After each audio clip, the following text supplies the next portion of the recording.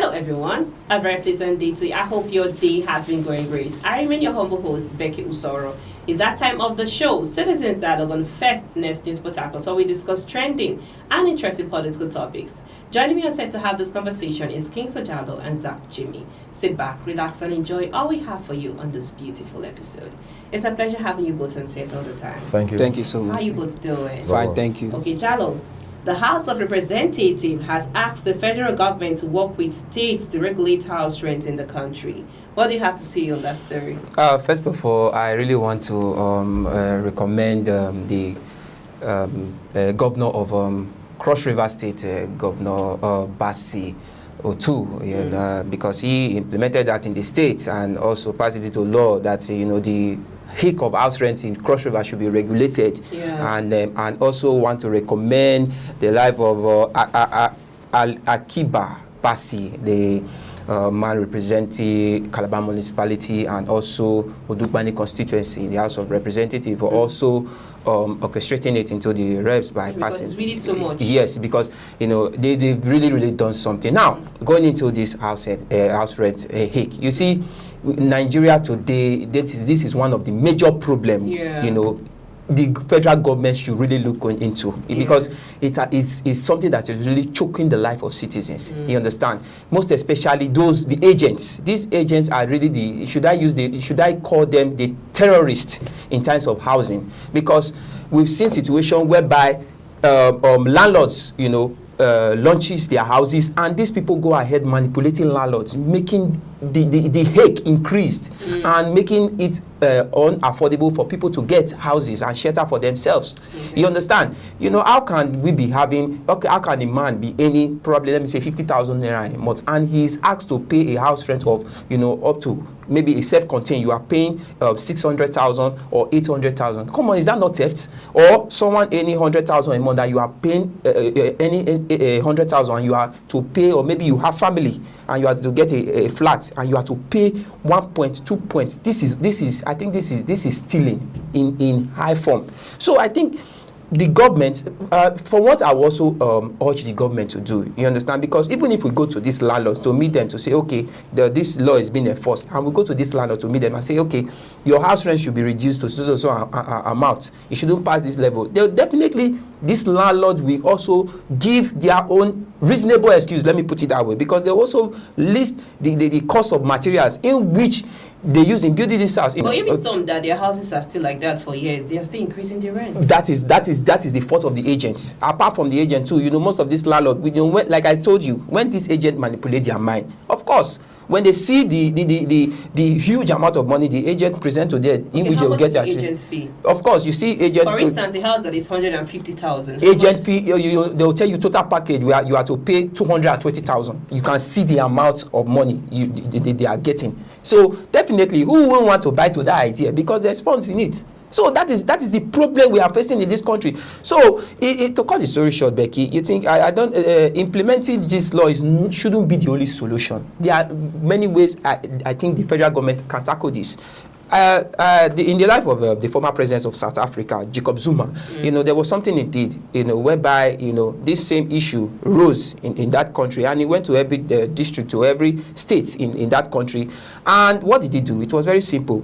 He had to build low-cost houses for citizens who can afford, these houses that are expensive in that country. So he was able to provide or build, low houses for them to be able to afford, so that shelter will be given to all citizens, because shelter is one of the things that should be that should be in for everybody in a particular country. How can you call yourself a citizen of Nigeria and you be able to have a place or an affordable place to stay? So I think that should be one of the things the federal government should consider doing, just like what the former governor of Lagos State, the law should be implemented. Indeed, just like what one of the former governor of Lagos State, Jakonde, did.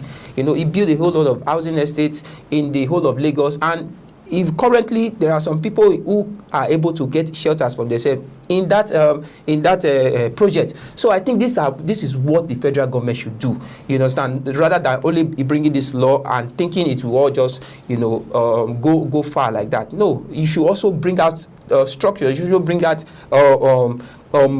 Thank you so much. Things that will also benefit the people of the country. Okay, thank you so much. Zachno, the last of Okay, let me put my voice on this. There are fourth way to this very particular issue right now. Okay, it's a systemic problem.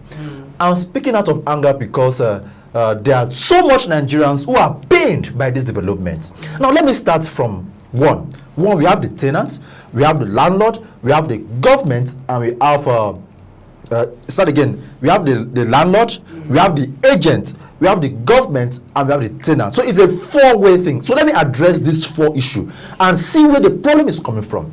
All right. At the end of the day, it is the tenant who is the end consumer that bears the brunt of everything happening within the cycle, from the agent to the landlord and the government. The whole thing now falls back to the tenant, because the tenant definitely need accommodation. Now look at it. When we have a system that fails to address these four cardinal points that I just mentioned, then it's going to be resulting in series of challenges all to the tenant. So in order to take the ball out of the neck of the tenant, we now have to address this issue at the level of the government by addressing further the tenant, the agent and the landlord. Now let's talk about the agent and the landlord relationship in all of this, because at the end of it all, the agent is also a big problem, Becky. Very big one. A big problem. Let me start from somewhere. Do you know that most of these agents do not even have any accommodation for themselves? Now again, do you know that most of these agents do not even know of any property? What they do is that they wake up in the morning, they put the numbers of the streets, you call them, they take you to a place, they know that place, you don't like it. Yeah. They know that place, you will not like it. But what they're interested about is what? The agency fee. The condition of the agency fee. And in most cases, they will tell you that agency fee is 5,000, 4,000, 3,000. They know very well that you will like the house. Imagine one person taking like 10 people to a building that they won't like. Do you know that person earn 10,000 in a month? In a day. Imagine I'll just put out, I have a very nice safe container, I have a very nice and I will take like 5 people. And when you go there, because when you get there, you cannot beat them. You cannot pay your money back until you have one agent, all right, that is used as a deterrent. Others will not learn the lesson. You do not have that. Do not take anybody there. And people should not be paying for accommodation they've not seen yet.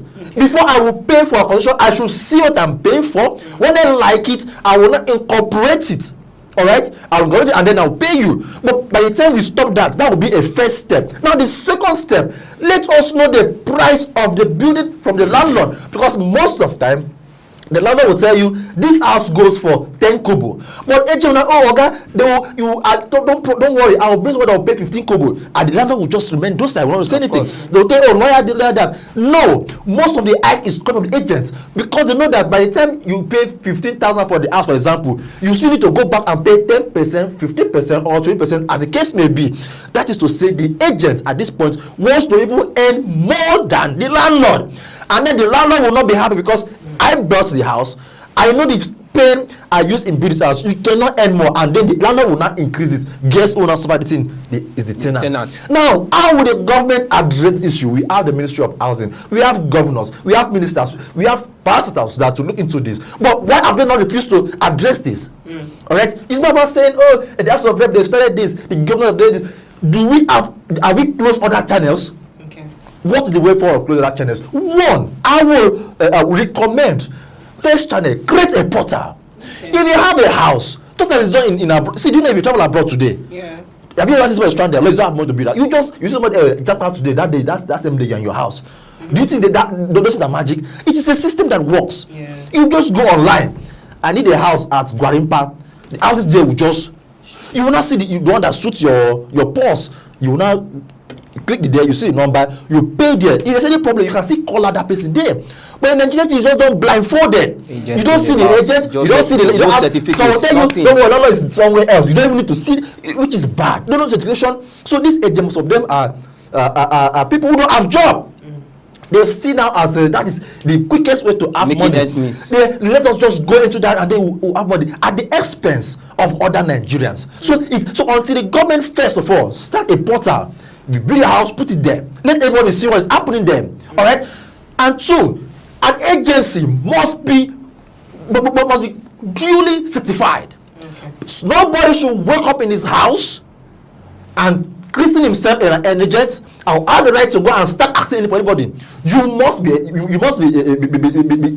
streamlined. You must be certified. You must be fully registered. So that if anybody comes to you and say, I need a house to do place, first of all, show me your certificate, show me your ID card that you have been recruited to collect this money. So that if anything goes wrong, or maybe you went and show me a house I don't like, I can arrest you.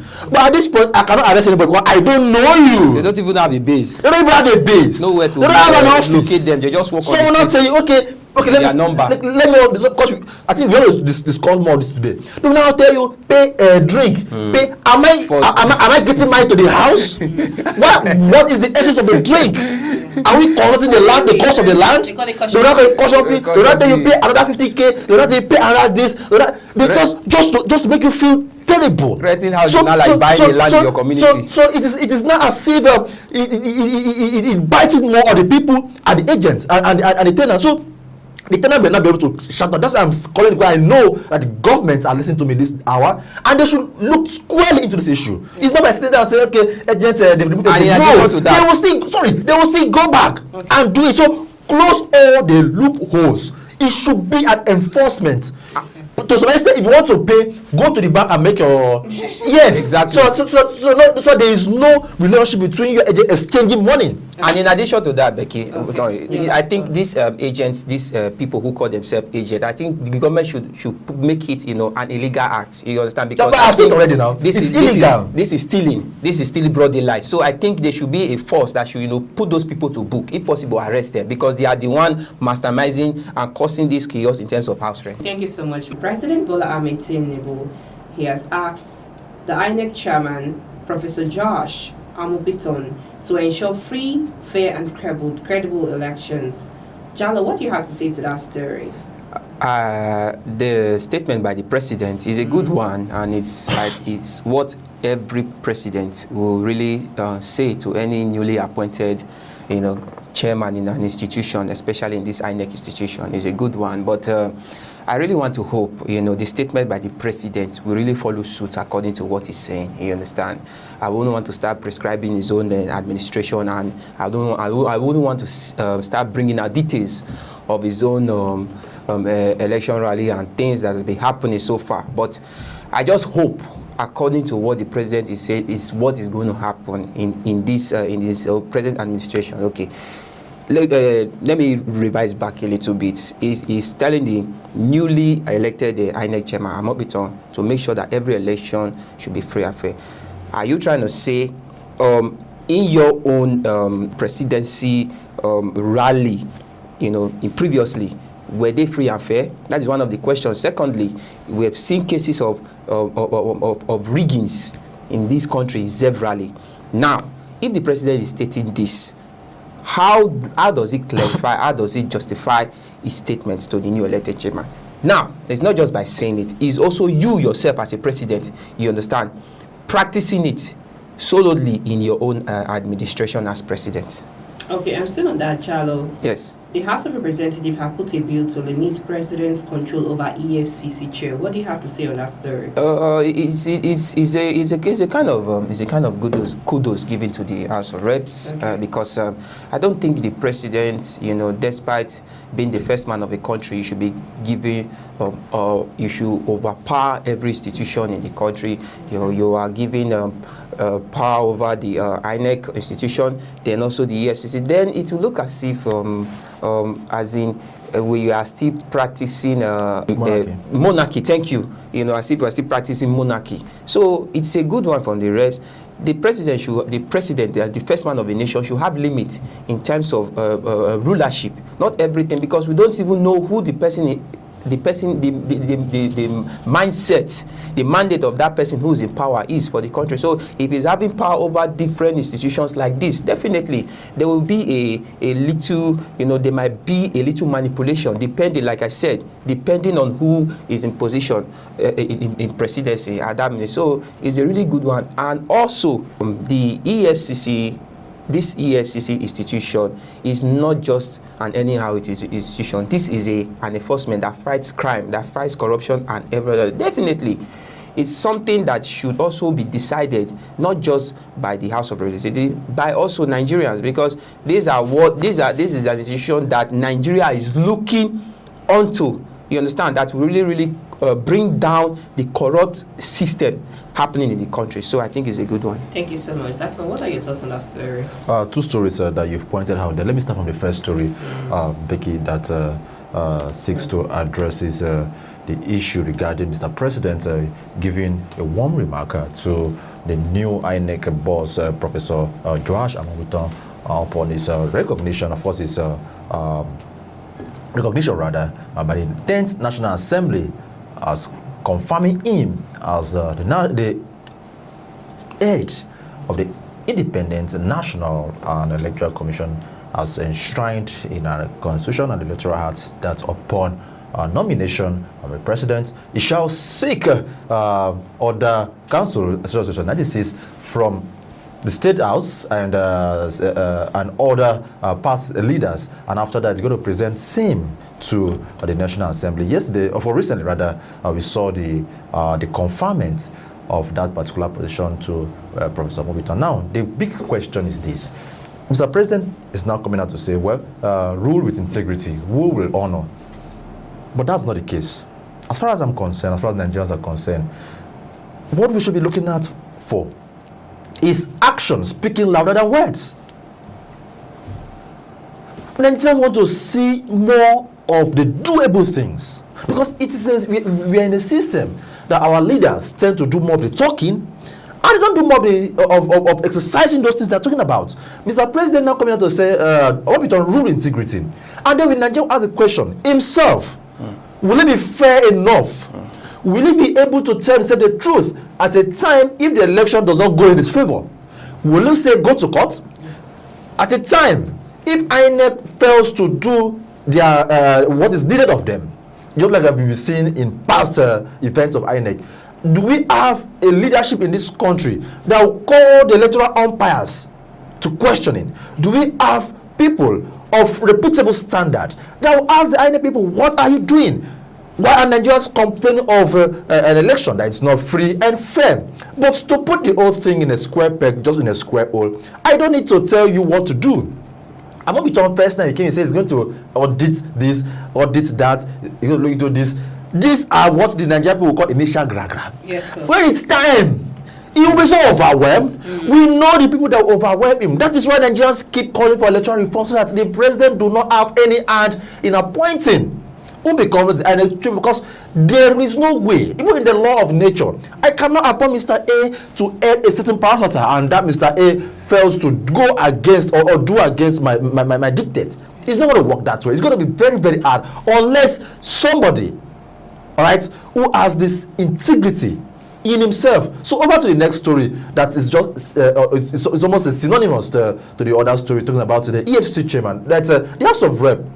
They've passed the second reading that the EFCC chairman position should not have a direct control under the presidency. If you look at the EFCC Act of 2004 that was created by the former president Olusegun Obasanjo, it gives the anti-graft agency, which is the EFCC, there's so much power to do what they want to do, but they are still controlled by the presidency. That is why it will be very hard to see the EFCC question the president. Even if the president is going wrong, they don't have the right, they don't have the willpower, they don't have the guts. Because at the end of the day, if you see this president who brings to power and you will not want to do anything that goes against it, rather the people they're going to go outside for are people who are the enemies of the president. You will hardly see the EFCC, right, go in fighting people who are in one or two way connected in good relationship, whether you like it or not, to the president. They will not want to tamper them, even if they want to judge them or they want to prosecute them. Rather, they will find a way of hiding it and making it look so funny.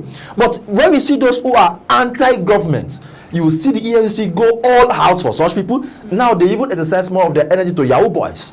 But there are people in this country who are stealing from our common patrimony, who keeps dragging the country to mud, who keeps wasting our resources. But the EFCC are not doing their best. Look at the likes of the former Kogi State governor, talking about Yaya Bello. We saw how the EFCC came out in the full glare of the public to publish his image, declaring wanted. But the same persons He's going out freely. But doing on his thing. on social media. He's doing his thing freely. You sent police to go and arrest Mr. A, who is wanted, and you want to arrest Mr. A. You know that there are police officers attached to Mr. A. Why not give the police an instruction? Please trap down this Mr. A. What you did was to pull out the police detail attached to Mr. A, and then you now declare Mr. A wanted. Do they think Nigerians are funny?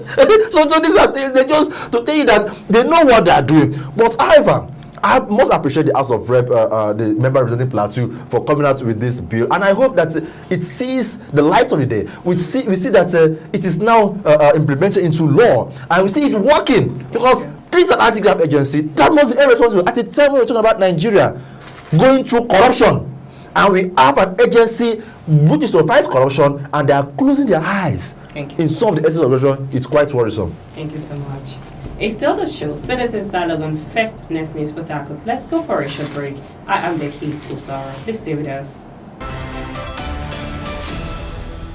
Welcome back to the show, Citizens Dialogue on First Next News Port Harcourt. I am Becky Usoro. Thanks for staying with us. Jalo. Yeah. Former President Goodluck Jonathan is reportedly under increased pressure to abandon plans of contesting the 2027 presidential election. What do you have to say to that story? This massive pressure and pressure from different angles coming to the former president. I think it's being biased, and it's being, is something that I would say is unfair, because. Okay, let me start with the news rising yesterday concerning the former president. $460 million was probed against him by the House of Reps, saying in his administration as president then, it was to be used as in the case of a CCTV camera in Abuja in his administration. But all of a sudden, the whole stuff. The whole project went lock without any trace. Now, my question is this. The president left seat, I think, 2015, and Buhari took over. Now, Becky, tell me, why was that allegation not raised against the former president in that era? Why is it at this point in time that is having a supposed ambition of running the 2027 election, they are now looking for different misconducts against him? What happened to, but he hasn't come out to say that he is good, contested. because if he hasn't, fine, he might not have come out, but definitely with all these pressures against him, definitely we will know and we will see that indeed he has intention to run for the presidency. Allegedly, yes, thank you. Allegedly to run for the presidency. And secondly, this administration, they know vividly well that if he definitely stand up to, for that position 2027, that they know he is the only threat to the ambition of that. Your last thought on that story. Yes, and I think this manhunt and this ganging up against the former president, I think is becoming out of hand. Jonathan has not come out to say you want to rule. Okay. So what is happening there is the one giving attention. It's just like a boyfriend and a girlfriend thing. If the girlfriend is not giving attention, you are the boyfriend, you walk away now. Thank you. They are not giving Jonathan attention. Jonathan is just feeding them attention. You should just come on and say, hey, I'm not contesting president. You should leave me alone. They will leave me alone. But it's just that he's been quiet. That's why you see some of these people that that train tantrums on the pressure is too much. Let just come and tell us not interested. Thank you so much. It's a pleasure having you both on set all the time. Thank you so much, Becky. Everyone. That's our show for today. Citizens Dialogue on First News Port Harcourt. I am Becky Usoro. Many thanks for watching. Bye for now.